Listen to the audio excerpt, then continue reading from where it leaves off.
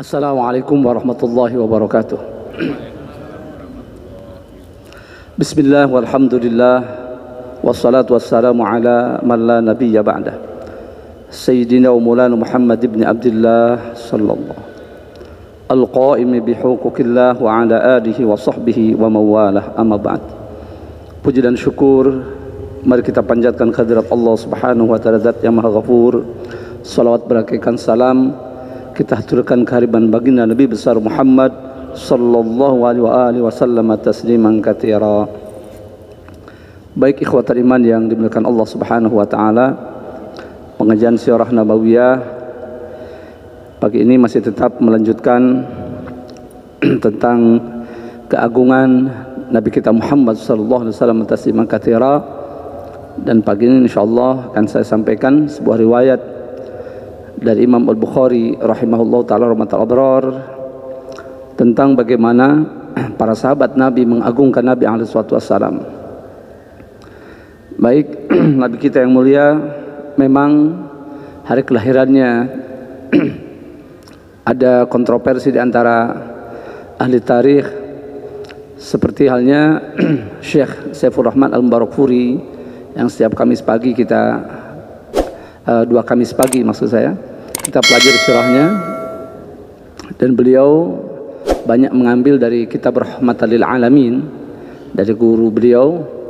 Itu menyatakan bahwa kelahiran Nabi tanggal 9 Rabiul Awal, awal tahun gajah, bertepatan dengan tahun Masehinya 20 atau 22 April 571. Namun yang masyhur ya ke berbagai pelosok, dan ini sudah lebih dulu menyebar insyaallah, yaitu 12 Rabiul Awal.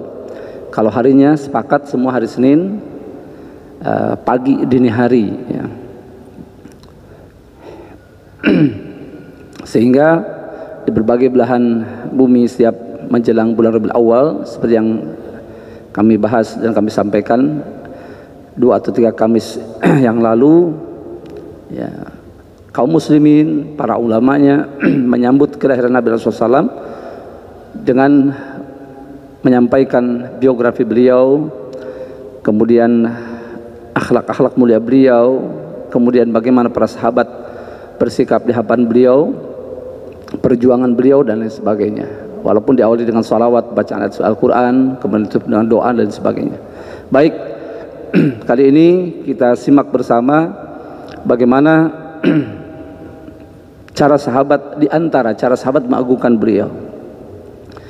Kita simak pernyataan Urwah bin Mas'ud ketika beliau menyampaikan kepada kaumnya dalam riwayat yang panjang. Singkatnya bahwa sekembali beliau dari Madinah atau setelah menyaksikan bagaimana para sahabat Nabi mengeluh-elukan Nabi, menyanjung Nabi, mengagungkan Nabi Muhammad SAW tasliman katsira, maka beliau pun menyampaikan kepada kaumnya. Faqala, ay kaum, wahai kaumku, wallahi laqad ufitu ala al-muluk wa ufitu ala Kaisar wa Kisra wa Najasi. Demi Allah, sungguh aku telah diutus, aku telah menjadi utusan ataupun duta ke berbagai kerajaan, beberapa kerajaan. Wa ufitu ala Kaisar, bahkan aku pernah diutus menjadi duta ke kerajaan, ke Raja Kaisar Romawi ya, wa Kisra, dan juga ke Raja Kisra yaitu Persia, wa Najasyi, dan juga ke kepada Raja Najasyi di Afrika. Wallahi in ra'aitu malikan qat, demi Allah, in ra'aitu di sini ma ra'aitu maksudnya, demi Allah aku tidak pernah menyaksikan malikan seorang raja pun qat sama sekali, yu'azzimuhu ashabuhu, di mana para sahabatnya, para pengikutnya mengagungkan dia, ma yu'azzimu ashabu Muhammadan SAW, sebagaimana pengikut Muhammad, sahabat-sahabat Muhammad ya, mengagungkan Muhammad sallallahu alaihi wasallam tasliman katsira. Wallahi inna khamana khamatan, demi Allah intana khamana khamatan, apabila beliau meludah ya, illa waqa'at fi kaffi rajulin minhum, melainkan ludah tersebut akan jatuh di salah satu telapak tangan atau di telapak tangan salah seorang di antara mereka. Artinya apa? Berebut, Pak. Ya. Bukan meludah ke seseorang diambil. Ya, kalau Nabi meludah langsung diambil. Fadalaka biha wajahu. Kemudian ia usapkan ludah tersebut ke wajahnya, wajildahu, dan juga ke kulitnya, ke tubuhnya begitu. Wa idza amarahum, dan apabila Nabi Muhammad memerintahkan mereka dengan satu urusan, ibtadaru, maka para sahabatnya pun, para pengikutnya pun bergegas untuk melaksanakan perintah tersebut. Wa idza tawaddaa, dan apabila Nabi Muhammad berwudu, kadu yaktatiluna ala wudu'ihi, nyaris mereka itu bentrok, berkelahi gitu, karena berebut bekas air wudunya. Mereka memperebutkan bekas air wudu Nabi alaihi salatu wassalam. Wa idza takallamu, dan apabila mereka sedang berbicara, khafadu aswatahum indahu, apabila mereka sedang ngobrol, sedang berbicara, sedang berkomunikasi, maka mereka pun langsung merendahkan suaranya ketika Nabi tiba ke hadapan mereka atau ketika mereka berada di hadapan Nabi alaihi salatu wassalam.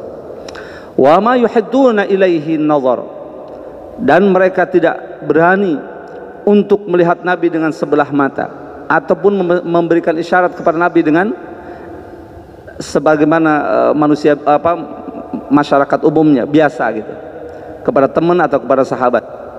Tidak, artinya tidak berani begini. Itu Muhammad gitu, nggak berani. Saking takzimnya, apalagi dengan memicingkan mata gitu. Hatta memberikan isyarat dengan sebelah mata saja tidak berani.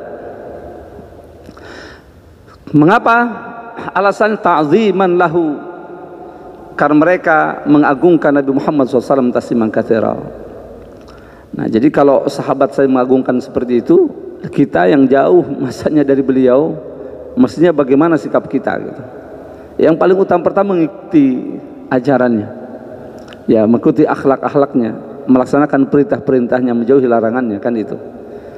Ya, selebihnya kita lihat kalau para sahabat melakukan seperti itu, minimal kita bersolawat, menyampaikan biografinya, yang menjelaskan tentang bagaimana sosok Nabi SAW yang menjadi Nabi akhir zaman, Nabi paling mulia, Nabi terbaik. Nah, salah seorang di antara sahabat beliau yang pernah tinggal bersama beliau selama 10 tahun, dan juga pernah beberapa kali kami sampaikan biografi beliau, tapi hadisnya mungkin kali ini baru kami sampaikan, yaitu Sayyidina Anas bin Malik radhiyallahu anhu, karena beliau dititipkan kepada Nabi pada usia masih belia lah, ya. Ditugaskan untuk apa? Untuk berkhidmat kepada Nabi, berkhidmat, mengabdi kepada Nabi. Tidak sebentar waktunya, 10 tahun. Otomatis beliau menyaksikan bagaimana karakteristik Nabi, bagaimana perilaku Nabi. Bahkan dalam satu riwayat beliau pernah mengatakan, selama saya tinggal bersama Nabi 10 tahun, belum pernah saya mendengar di dalam rumah, artinya Rasulullah mengangkat suara dengan suara keras gitu, membentak istri atau sikap-sikap yang tidak terpuji lainnya. Belum pernah, kata beliau. Nah, salah satunya beliau meriwayatkan, qala li Rasulullah SAW, suatu ketika, hadis ini diriwayatkan oleh Imam At-Tirmidzi, dan beliau menyatakan hadis ini hasan. Kata beliau, suatu ketika Rasulullah pernah berkata kepadaku, ya bunai. Ini kalimat ya bunai, wahai nanda, termasuk kalimat yang halus sekali. Ya bunai, wahai nanda, karena waktu itu beliau masih belia. In qadarta, jika engkau mampu, jika engkau bisa, usahakan antus biha wa tumsiya laisa fi qalbika ghishun li ahadin faf'al. Usahakan setiap pagi dan petang itu jangan sampai ada sedikit pun rasa dengki kepada orang lain, kepada siapa? Kepada seorang pun. Maka lakukanlah itu. Walaupun di awal, jika kau mampu, pada setiap pagi dan petang, Tidak ada suatu atau perasaan dengki kepada seorang, kepada siapa, lakukanlah itu, istiqomahkan itu. Summa qala li Nabi SAW, lalu kemudian Rasulullah melanjutkan, wa dzalika min sunnati, dan hal itu adalah kebiasaanku, itu adalah sunnahku.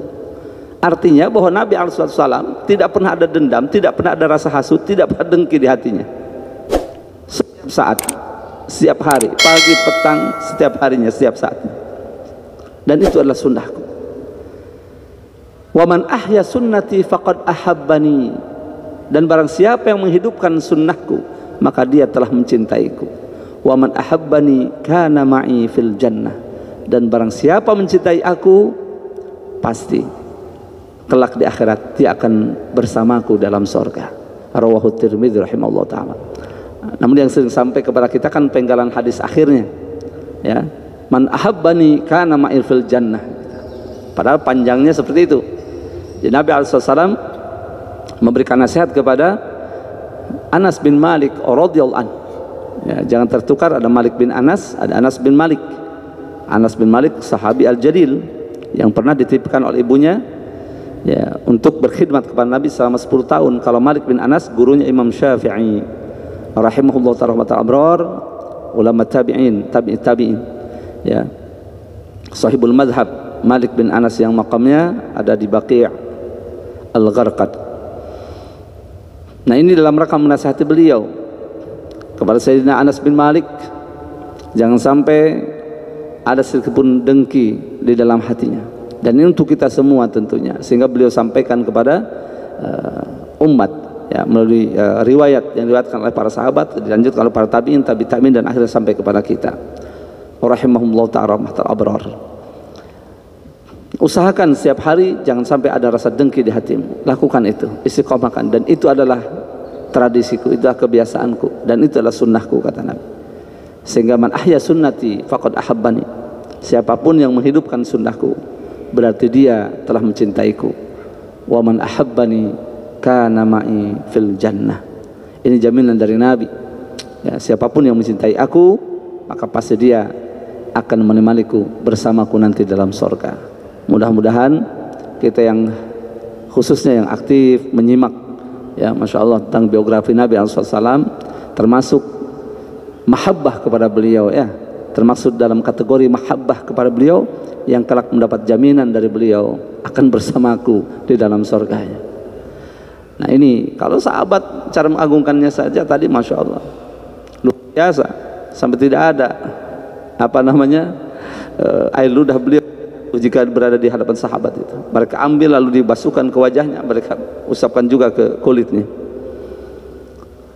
Bahkan apabila berwudu, nah ini salah satunya juga selain berwudu apa? Ketika beliau berumrah, melaksanakan umrah, nah, di antara mereka ada sahabat Khalid bin Walid, dan ini Khalid bin Walid yang meriwayatkan, apa yang menyampaikan dari riwayat Ja'far bin Abdullah bin Hakam bahwa anna Khalid bin Walid radhiyallahu anhu faqad qalan suatan lahu yaman Yarmuk.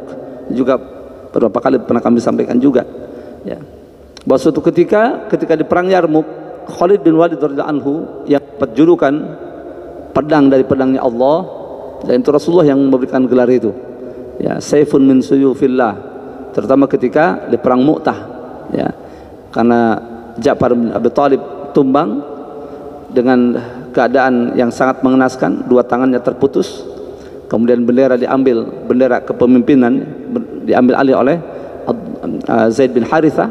Zaid bin Harithah pun tumbang, gugur menjadi syahid, kemudian diambil alih oleh Abdullah bin Rawahah.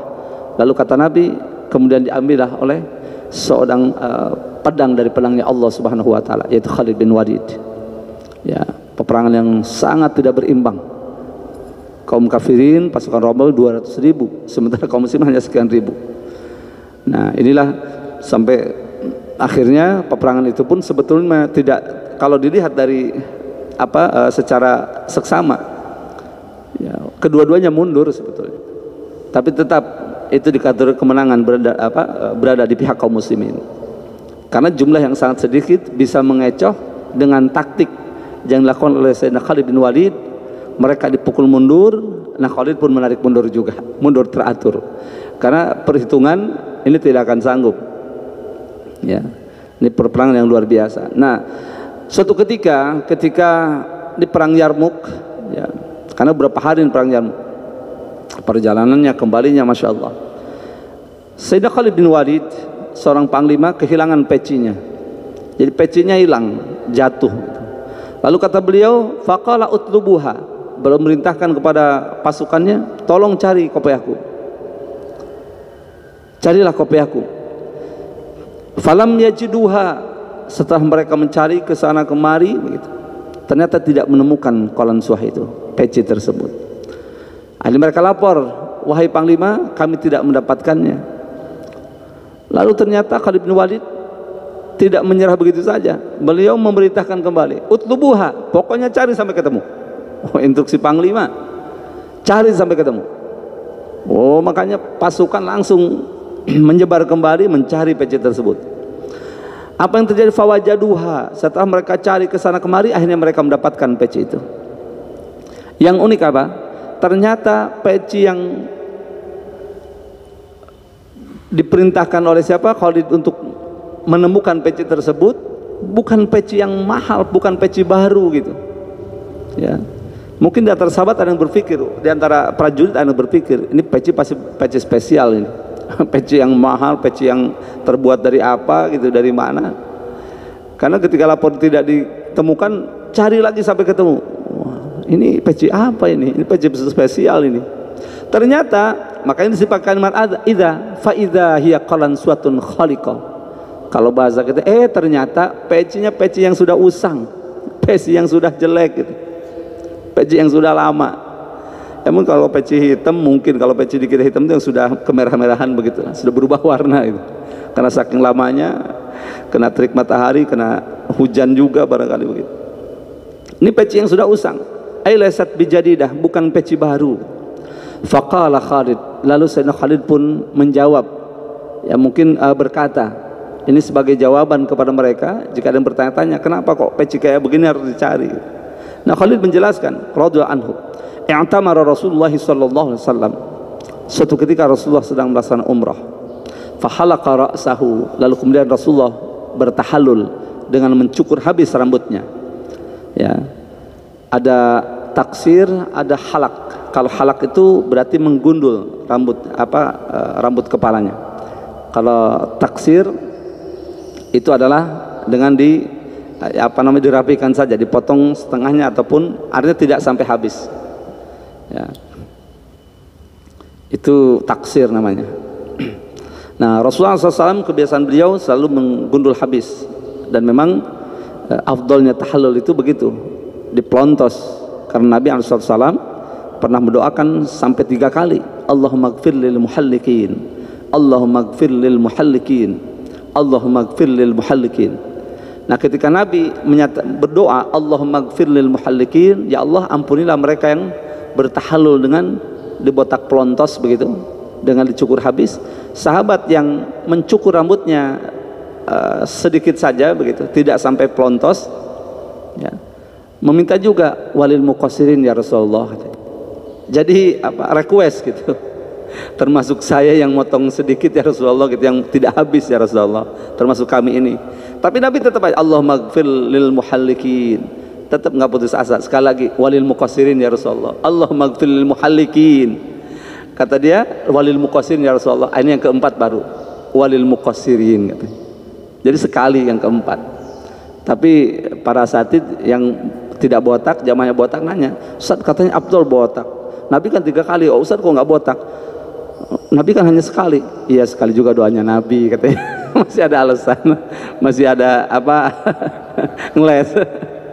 Ya sekali juga kan doanya Nabi katanya. Memang benar sih kalau di situnya 1 kali pun doanya Nabi. Tapi kalau afdholiyah tetap tidak bisa disamakan. Ya, tidak bisa disamakan. Karena setiap helai rambut itu mengandung pahala kebaikan, masya Allah, tabarakallah itu ya. Ini bagi nanti yang sudah siap ancang-ancang mau umroh ini, begitu dibuka berangkat umroh, ingat pelontos itu afdol ya. 3 kali loh Nabi mendoakannya. Ya masya Allah. Dan langsung kalau bisa di situ, kalaupun tidak bisa, masuk saja ke barbershop, di sana langsung pelontos. Ya insya Allah. Baik. Nah, Kata beliau, pada saat Nabi SAW melaksanakan umroh bersama para sahabat, dan salah seorang di antara sahabat beliau adalah aku, ada di situ lah, begitu ya kalau bahasa ini. Lalu Nabi menggulur rambutnya, artinya bertahallul.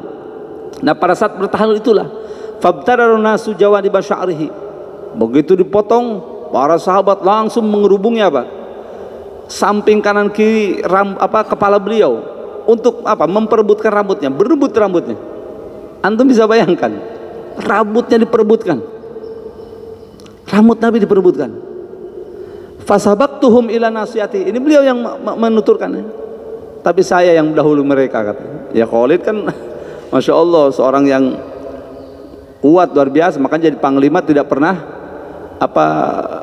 turun dari jabatannya kecuali setelah perang Mu'tah itu dicopot oleh Sayyidina Umar bin Khattab, karena waktu itu prajurit ini sudah mengelulukannya sampai batas mengkhawatirkan. Jadi Amirul Mukminin Umar bin Khattab khawatir ini ada pengkultusan begitu, tanpa sebab yang jelas, pokoknya langsung, ya maksudnya bagi prajurit hanya Sayyidina Umar sebetulnya itu khawatir ada terjadi pengkultusan, karena di sana sih jadi buah bibir lah, oh Khalid begitu, karena setiap pertempuran nggak pernah mengalami kekalahan itu. Dahsyat. Padahal beliau meminta kepada Allah dalam setiap doanya ingin gugur syahid di medan perang, tapi wafatnya dalam kondisi biasa. Ini hikmah juga untuk kita, ibroh. Seorang jagoan saja yang luar biasa tuh, ternyata diwafatkan oleh Allah bukan di medan perang. Tapi ada Hanzalah, mohon maaf, masih pengantin baru, malam pertama dia melakukan junub, belum sempat mandi junub, mendengar seruan jihad, sedang terjadi pertempuran Uhud, lompat langsung berangkat tempur, meninggal di situ. Sahabat mana tahu apa yang dia lakukan kan? Yang memberitahukan Nabi dari para malaikat. Itu Hanzalah itu tughasirul malaikah, kata. Maka julukannya ghasil malaikah. Dia dimadi-junubkannya oleh para malaikat. Antum bisa bayangkan fadilah yang Masya Allah, yang luar biasa ini. Akhirnya Nabi yang beritahukan, dia selepas melakukan hubungan suami istri belum sempat mandi junub, langsung terjun ke medan laga, ke medan tempur. Akhirnya dia menemui syahidnya, maka dimadi junubkannya oleh para malaikat. Dan satu-satunya sahabat yang mendapat julukan ghasilul malaikah. Masya Allah. Nah, ada nggak nanti yang ghasilul malaikah lagi nih? Dimandikannya oleh para malaikat.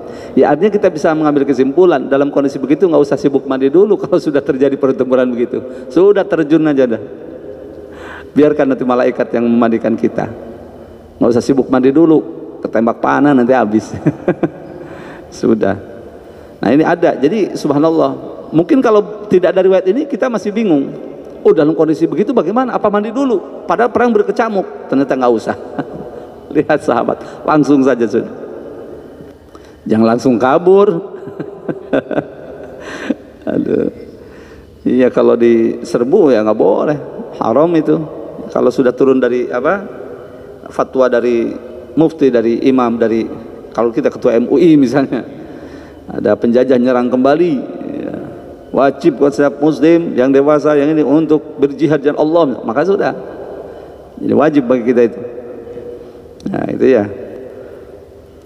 Nah kata beliau, fasabaqtuhum ila nasiyatihi, maka saya yang mendahului mereka persis ke dekat membunuh Nabi. Artinya beliau yang berhasil mengambil terlebih dahulu. Nah tadi memang kisahnya itu panjang ya, ketika Sayyidina Khalid bin Walid dicopot itu memang membuat sahabat kaget. Sedikit saya lanjutkan dulu. Para sahabat kaget, kenapa ini, ada salah apa? Sempat itu jadi kontroversi, ini kenapa kok Amirul Mukminin mencopot tanpa alasan yang jelas, ini kenapa? Karena Sayyidina Umar mempertimbangkan itu, karena khawatir, dan beliau memang dalam bertauhid ataupun dalam hal Sayyidina Umar itu sangat-sangat ketat. Antum bisa bayangkan Rasulullah mencium Hajar Aswad, semua mencium. Ketika beliau komentar dulu itu, wallahi kata, demi Allah, la alim tu anak Hajar, demi Allah aku itu sangat tahu persis kamu itu batu. Itu Hajar Aswad aja ngomong dulu. Hadis sahih ini. Demi Allah aku itu tahu kamu itu hanya batu kok. La tanfa wa la tadur, katanya. Tidak bisa memberikan manfaat dan madarat. Tapi ujungnya, laula anni ra'aitu Rasulullah qabbalak ma qabbaltuka. Andai aku tidak melihat Rasulullah Nabi Muhammad menciummu, aku tidak akan pernah menciummu. Tapi dicium juga, jangan komentar langsung pergi. Kayak umat akhir zaman kan komentar doang misalnya ya. Ngelakoninya enggak. Kata orang ini apa, kata geluduk doang katanya. Ya hujan mah enggak. Nah, Masya Allah, itu Sayyidina Umar sampai komentar dulu. Andai aku tidak melihat Nabi menciummu, aku tidak akan pernah menciummu. Tapi dicium juga. Walaupun riwayat yang lain ada, Sayyidina Ali menyatakan pas dekat Sayyidina Ali, bala yang mu'minin annahu yanfa'u yadur. Tidak demikian, batu ini ternyata bermanfaat juga, bisa mendatangkan manfaat madarat. Mana wahai Abul Hasan, kata kamu dapat informasi seperti ini? Kan Rasulullah pernah bersabda, dan ini ada dalam Sunan Tirmidzi, bahwa Allah Subhanahu wa taala nanti di akhirat sebagaimana sabda Nabi, yam'asullahu ta'ala al-hajar aswad yaumal qiyamati, Allah nanti akan mengutus hajar aswad ini di hari kiamat nanti, lahu ainani barakatan wa lahu lisanun yantiqu bihi, dia memiliki lengkap dengan dua mata yang sangat tajam penglihatannya, tajam sekali, dan dia pun memiliki lisan, memiliki lidah untuk berkata-kata. Untuk apa? Yushhiduhu ala man istalam bihaq, dia akan memberikan kesaksian kepada siapa saja ketika di dunia yang pernah beristilam kepadanya, yang pernah menciumnya. Tapi di kitab situ saya ini pemahaman saya pribadi, tidak menggunakan kalimat yushhid ala man qabalahu, memberi kesaksian kepada yang menciumnya. Ternyata tidak, ala man istalamahu, kepada siapa yang pernah beristilam. Istilam itu memberikan isyarat dari jarak jauh, itu istilam. Jadi kalau mencium kan langsung begini. Ini keringanan dari agama, Masya Allah. Artinya walaupun ya ikhwah kita tidak bisa langsung mencium karena kredit, karena saking ramainya itu ya tidak sanggup, dan apalagi dalam keadaan kurang fit, cukup dari jauh bismillahirrahmanirrahim Allahu Akbar. Hanya laki-laki sunnah begini bismillahirrahmanirrahim Allahu Akbar. Kalau perempuan jangan sampai berbunyi, jangan gitu, nggak usah. Laki-laki aja bismillahirrahmanirrahim Allahu Akbar, seperti itu, menunjukkan ya mengikuti sunnah Rasulullah SAW. Karena itu ya salah satu fadilahnya, bahwa nanti di hari kiamat Allah akan utus hajar aswad itu lengkap dengan dua mata yang sangat tajam penglihatannya. Dia juga memiliki lidah yang akan memberikan, yang dengan izin Allah dia sanggup berkata-kata, memberikan kesaksian bagi orang yang pernah berislam kepadanya. Insya Allah ya, nanti semangat istilamnya tuh ya. Baik. Nah akhirnya Sayyidina Khalid bin Walid meredakan situasi yang agak memanas, karena waktu itu dikirim surat, Khalid dicopot dari jabatan panglima perangnya. Apa jawab Sayyidina Khalid ketika ada sahabat, oh gimana ini gimana? Aku ini berperang bukan karena Amir Mu'minin, bukan karena seorang Sayyidina Umar bin Khattab, atau bukan siapapun, tapi karena Allah, karena agama yang telah memuliakan kita ini. Itu jawab beliau, dan bukan sambil sewot, tidak. Kalau orang biasa kan, aku bukan berperang siapapun, tapi sambil gemetar sewot gitu ya, marah. Ini enggak, tulus. Dibuktikan apa? Ketika diganti dengan panglima yang lain, beliau berada di belakangnya dan semangat juga berperang, tidak surut semangat beliau. Apa karena beliau setelah turun dari jabatan lantas beliau ogah-ogahan gitu? Beliau tidak semangat, tidak, ditunjukkan oleh beliau semangat yang luar biasa, tidak berubah. Itulah sosok Sayyidina Khalid bin Walid. Nah pada saat itu beliau katakan, ketika para sahabat berebut ke samping kanan kiri Rasulullah untuk berebut rambut, dan sayalah yang mendahului mereka, faja'altuha fi hadil qalansuah, lalu dan rambut yang aku dapatkan itu aku letakkan di peciku ini. Jadi peci yang usang itu ternyata di dalamnya ada rambut Rasulullah. Ini rupanya yang buat beliau sampai ngotot cari lagi. Ketika para prajurit mengatakan belum ketemu ya panglima gitu, cari lagi gitu. Sampai ngotot ada apa? Ternyata ini rupanya. Faja'altuha fi hadil qalansuah, lalu kemudian rambut yang aku dapatkan saat itu aku letakkan di dalam peciku ini. Nah, apa kata lalu apa kata beliau? Falam ashhad qitalan wa hiya ma'i, dan aku tidak pernah menyaksikan satu pertempuran pun. Artinya aku tidak pernah memimpin satu pertempuran pun, tidak pernah mengikuti satu pertempuran pun. Ya, ini dalam konteks beliau sebagai panglima ya, memimpin satu, tidak pernah aku memimpin satu peperangan pun.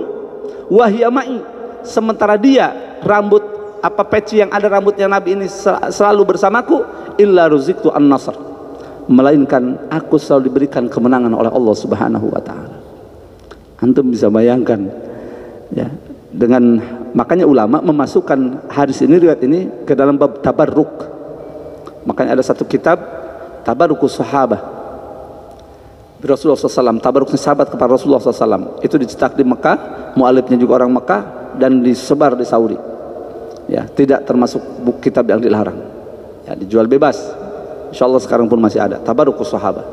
Masya Allah. Itu hadis tentang bagaimana para sahabat bertabarruk kepada Nabi alaihi salatu wassalam. Nah, qala Imam Haythami rawahu Tabrani, hadis ini dari Tabrani wa Abu Ya'la wa rijaluha rijalus sahih. Para perawinya perawi sahih, itu perawi hadis sahih di sini. Masya Allah. Nah, inilah ikhwatul iman yang bukan Allah Subhanahu wa taala.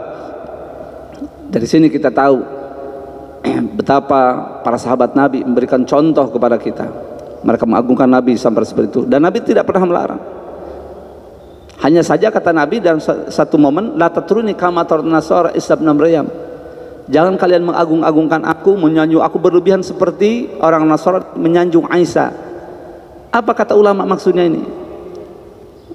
Kultus sampai mengangkat, memposisikan Nabi Isa sebagai anak Tuhan, itu yang tidak boleh. Ya, itu yang tidak boleh. Jadi kalau menyanjung itu Allah sendiri dalam Al-Quran, lihat surat Al-Qalam ayat 4, wa innaka la'ala khuluqin azim. Ini sanjungan dari Allah kepada Nabi. Lalu kemudian juga di antara ulama-ulama kita berhujjah, mengapa kita memperingati Maulid Nabi? Kalau memperingati kan ada yang diingat-ingat, ada yang mengingatkan, ada yang senang memperingati. Nah, ini kalau dari kalimat peringatan itu. Kemudian kalau kita lihat telusuri nih apa fatwa-fatwa ulama, kenapa kita mesti memperingati? Lihat dalam sebuah riwayat, kalau peristiwa Isra Mi'raj ini sering keluar biasanya. Imam Ibn Hajar Al-Asqalani dalam kitab Fathul Bari-nya menukil sebuah riwayat, dan ini sering juga kami sampaikan kalau menjelang bulan Rajab atau di bulan Rajab. Ya, ketika Nabi SAW diisrakan, di antara 5 tempat yang ditahkan oleh Jibril Nabi untuk berhenti sejenak dan melakukan sholat 2 rakaat, salah satunya adalah ketika Jibril berkata, inzil fasoli hahuna, berhentilah sejenak, turunlah di sini dan sholatlah 2 rakaat. Lalu Nabi pun melaksanakan sholat, berhenti di sana, sholat 2 rakaat. Setelah itu naik lagi ke buruk, kemudian buruk meluncur lagi. Nah, malaikat Jibril bertanya, qala atadri aina sholait? Wahai Muhammad, wahai Rasulullah, tahukah engkau di mana engkau baru saja sholat? Qala la. Kata Nabi, aku tidak tahu Jibril. Qala, Jibril menjelaskan, sholaita bi baitil lahmin. Riwayat yang lain, sholaita fi baitil lahmin. Engkau baru saja sholat di Bethlehem, haitsu wulida Isa alaihi salam, persis di tempat di mana Isa dilahirkan. Simak, di mana dulu Isa dilahirkan, di tempat itu. Jadi kata ulama, Allah menghormati tempat dan kelahirannya seorang nabi. Nabi Isa, nabi sebelum Nabi Muhammad, nabi yang semua sepakat tidak ada nabi yang lebih mulia daripada Nabi Muhammad SAW, tasiman katsira, bahwa Rasulullah Nabi Muhammad adalah khairul anbiya wal mursalin. Bahkan dalam sebuah riwayat yang panjang, ketika aku diciptakan oleh Allah, aku ya dari nur kan, dari cahaya itu ya, Nabi Adam kan belum, makanya Rasulullah lebih dulu. Nah, dulu pernah disampaikan juga kalau tidak khilaf bagaimana Nabi Adam bertawasul. Ya, masih ingat hadis tawasul itu? Lamma qtarafa Adam alaihissalam al-khati'ata. Tatkala Nabi Adam melakukan sebuah kesalahan di sorga itu, kemudian beliau bertaubat mohon ampun kepada Allah.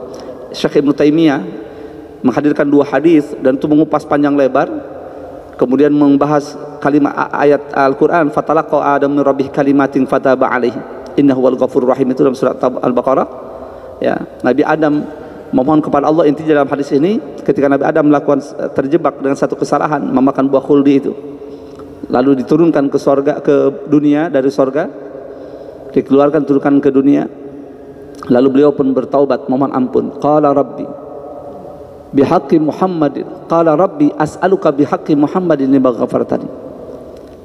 Wahai Allah, dengan aku mohon kepadamu dengan kemuliaannya Muhammad agar engkau berkenan mengampuni aku. Kata Allah apa? Qala kaifa arata Muhammadan walam akhluqhu, bagaimana engkau tahu Muhammad pada aku belum menciptakannya?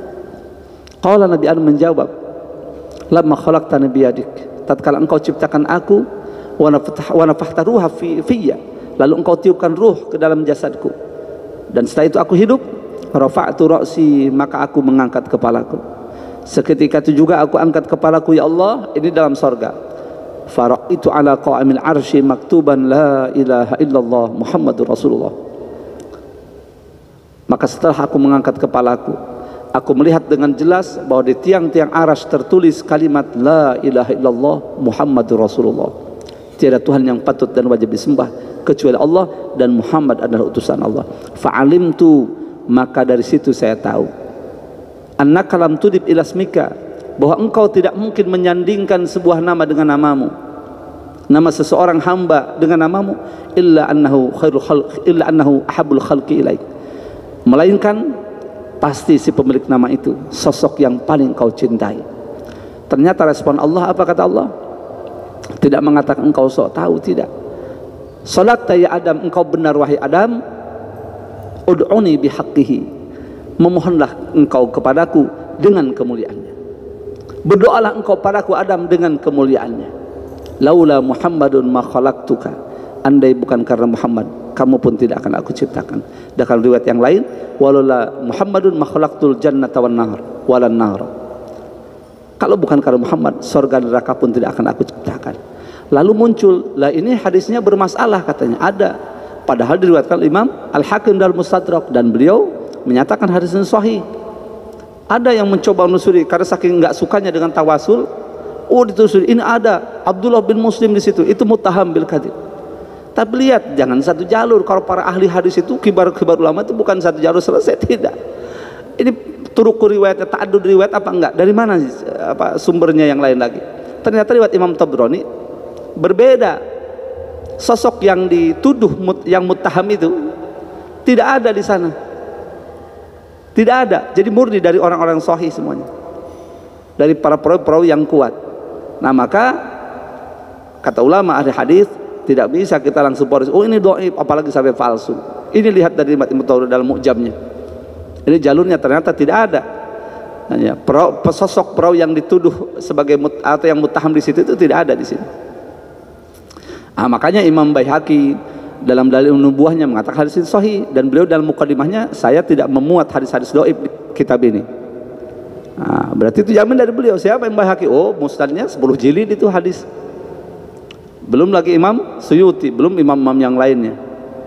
Nah, jadi jangan karena ketidaksukaan kita langsung ngotot begitu, nggak boleh.